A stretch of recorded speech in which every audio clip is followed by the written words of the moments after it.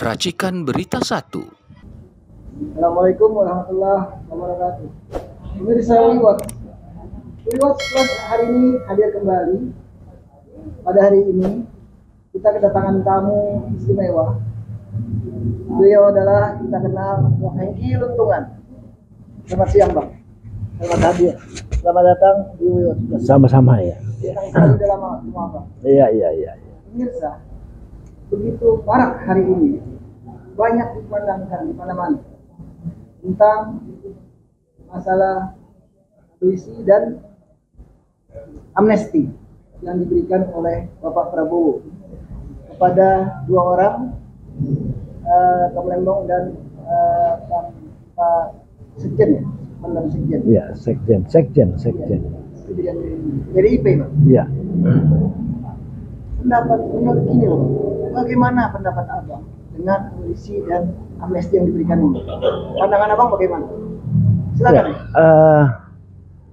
dalam konstelasi politik kekinian, kita melihat bahwa soal amnesti abolisi itu kan hal yang biasa dilakukan sebagai hak prerogatif presiden. Presiden pertama mengeluarkan abolisi di Aceh, Tengku Daud Bere di Aceh, sama Permesta. Abolisi dan amnesti itu yang diberikan Bung Karno. Pak Harto juga memberikan hal yang sama. Franklin, Habibie, ya, Gus Dur, ya, SBY, iya. Gitu.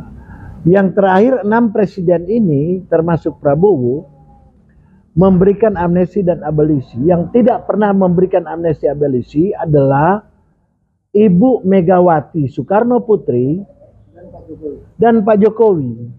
Tetapi Pak Jokowi semi amnesti ya, ketika dia membiarkan bahwa anak-anak korban G30 SPKI boleh menjabat, boleh memegang jabatan, boleh apa aja.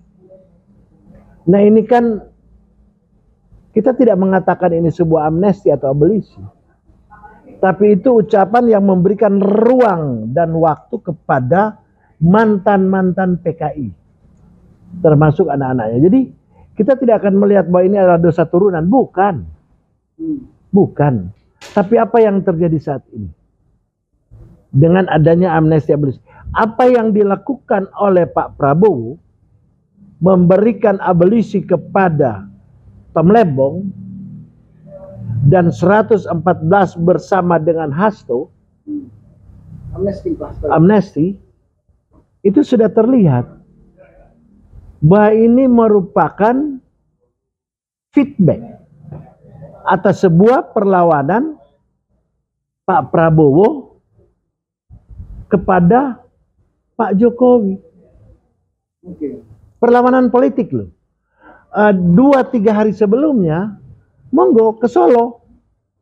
Ya. Beliau gini, iya. Tapi pulangnya, waduh. Itu sama dengan ya memelihara pisang. Ini politik batang pisang. Belum matang udah dipotong. Nah ini, jadi ini adalah konstelasi politik yang tentunya berdampak bahwa seluruh orang-orang yang menjadi lawan daripada Jokowi itu dibebaskan oleh Prabowo. Nah itu the best, dan itu tidak bisa diganggu gugat oleh siapapun karena itu hak prerogatif presiden dalam 4 item: amnesti, abolisi, rehabilitasi, dan gerasi. Ini hak presiden. Ya. Jadi nggak ada gunanya itu Jokowi mau ngomong apapun, nggak ada. Itu hak prerogatif. Dan itu yang saya kira dengan adanya amnesti abolisi kepada Tom Lembong dan Hasto CS, kita sudah melihat sama seperti saya bicarakan kepada rekan-rekan bahwa Pak Prabowo akan melakukan apa yang hendak dia lakukan untuk memotong kekuatan-kekuatan ini. Dia tahu bahwa di dalam masih ada kurang lebih 2-30% orangnya Jokowi. Iya, sangat yakin saya. Dan saya kan udah bilang, bahkan dipangkas semua kok. Ya, nah ini kan satu pukulan terhadap Pak Jokowi atas pembebasan melalui amnesti dan abolisi Pak Prabowo kepada anak bangsa yang dianggap benar-benar berbuat yang terbaik. Karena ada perbedaan antara amnesti dan abolisi. Tapi itu kan memang begini Bang, itu kan biasa setiap menjelang hari kemerdekaan Republik Indonesia itu biasa presiden memberikan abolisi. Amnesti. Bukan, itu setiap kali ya. 17 Agustus, Natal, Idul Fitri. Itu ada pemotongan hukuman, tapi bukan merupakan amnesti atau abolisi. Itu aturan baku dalam rangka pemotongan hukuman. Tapi amnesti adalah hak presiden untuk membebaskan orang yang dianggap bersalah, tapi demi untuk keutuhan bangsa ini, maka dia memberikan kebebasan. Abolisi adalah orang yang tidak pernah bersalah, dipaksakan menjadi bersalah. Iya. Tapi untuk kepentingan bangsa ini, maka Pak Prabowo dengan hati yang tulus memberikan barang ini. Ya. Coba kita lihat bagaimana yang namanya Tengku Beru Aceh diberikan abolisi langsung oleh Presiden Bung Karno saat itu. Begitu juga Permesta, amnesti dan abolisi double. Ya. Bung Karno. Ya. Jadi bagaimana kehebatan seorang pemimpin negara. Jadi harus mampu mengambil putusan. Jokowi tidak pernah melakukan itu, amnesti abolisi siapapun, nggak ada. Yang dia berpikirkan Wanepiro. Much money good boy, no money goodbye. Sama seperti apa yang disampaikan sebuah cerita. Tapi berdengung di mana-mana. Mbak Nadiem Makarim hari ini diperiksa lagi. Saya bawa 45 triliun ke Solo. 45 triliun. Yang saksi siapa? Kaisang sama Gibran. Sekarang orang bertanya, di mana duit itu? Ya. Nah sekarang posisi ini dengan tidak memiliki keuangan yang cukup bangsa ini, diblokir semua orang yang punya rekening. Ya. Dianggap tidak aktif. 120 juta. Jadi sudah dibuka lagi kan sama PPATK, Bang? Ya iya, karena Pak Prabowo tahu itu. Iya. Pak Prabowo tahu itu. Kenapa? Agar supaya negara menguasai ini di rakyat gitu. Apa bedanya dengan Das Kapital Kremlin? Ini kan konsepsi PKI. Duduk sama rendah, berdiri sama tinggi. Tinggal dia yang ngatur. Tanah tidak punya wewenang untuk mengelola selama 2 tahun, diambil oleh negara. Negara apa ini? Indonesia menganut sistem sosialis, sila kelima. Tapi dia juga mengacu kepada sistem kapitalis. Sehingga dari 2 sistem itu, ya, menurut SK Trimurti, yang ekonom bangsa ini bersama Bung Hatta disatukan menjadi ekonomi kooperasi, gotong royong ekonomi Pancasila. Kita bukan sosialis full, kita bukan kapitalis full. PKI gaya baru, Bang.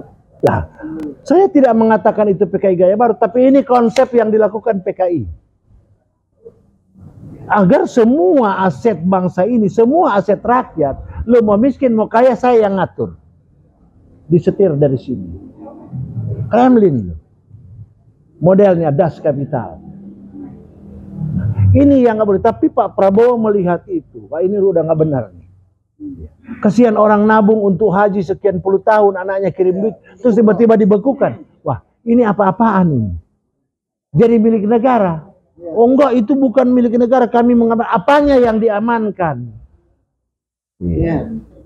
Ya, setidaknya sebelum saya jadi politisi, saya juga punya basic perbankan, Pak. Iya. Dan rekening Anda tidak boleh saya tahu, tidak boleh siapapun tahu selain Anda. Termasuk istri Anda tidak boleh tahu. Betul. Dan itu tingkat kerahasiaan perbankan. Muncul OJK, muncul PPTK. PPATK diblokir. Nah ini yang bahaya. Jadi itu barangkali yang perlu saya sampaikan. Jadi amnesti abolisi adalah hak presiden, tetapi dia berujung kepada format rasa takutnya Jokowi. Karena semua yang dibebaskan adalah lawan-lawan Jokowi. Kira-kira ya bukan ketar-ketir lagi. Iya. Ini kan kayaknya udah mati suri. Yakin Bang ya? Yakin. Jalannya ada gini.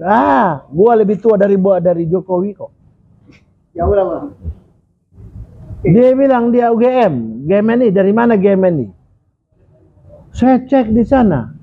Ketua GMNI Presidium, Sekjen Presidium. Saya nanya kepada beliau, Mas Kris, ya, benar manusia ini ya?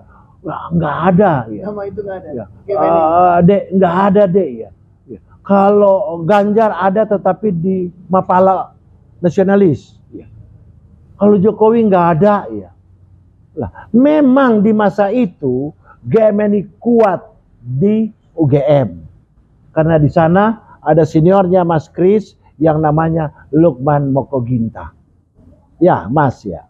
Gitu. Teman ya. Oh, sejajar ya, Lukman Mokoginta. Gitu. Jadi kira-kira begitu ya. Oke. Tinggal 2 menit lagi, Pak. Satu hal pertanyaan. Ujung-ujungnya ini semua masyarakat sudah tahu mengenai tadi abolisi dan amnesti. Apakah anaknya Jokowi kalau ketahuan salah, apakah juga dapat amnesti? Ini wacana Bang. Enggak ada. Kalau impeachment enggak ada amnestinya, Bos. Kalau impeachment, atau bisa di impeachment? Impeachment iya. Dan konon katanya sedang diupayakan untuk impeach. Iya. Jadi kalau sudah impeach, enggak ada amnesti abolisi grasi, enggak ada. Iya. Bagus. Iya, enggak ada. Karena itu bukan bentuk hukuman normatif ya, lewat undang-undang KUHP, KUH, KUH Perdata, KUH Pidana, nggak ada. Kalau impeach itu adalah keputusan politik. Ya, kira-kira begitu ya. Oke Bang, baik Bang. Terima kasih Bang Hengki. Pemirsa, hari ini pendapat Bang Hengki Luntungan, pakar politik dan salah satu pendiri dari Partai Demokrat. Beliau adalah dari GMNI ya Bang, dulu alumni UI juga. Sangat benar dan sangat luar biasa statement yang diberikan oleh beliau. Terima kasih Bang Hengki telah hadir tengah-tengah kami di Watch Plus. Sampai jumpa, ketemu lagi. Terima kasih. Assalamualaikum warahmatullahi wabarakatuh. Waalaikumsalam.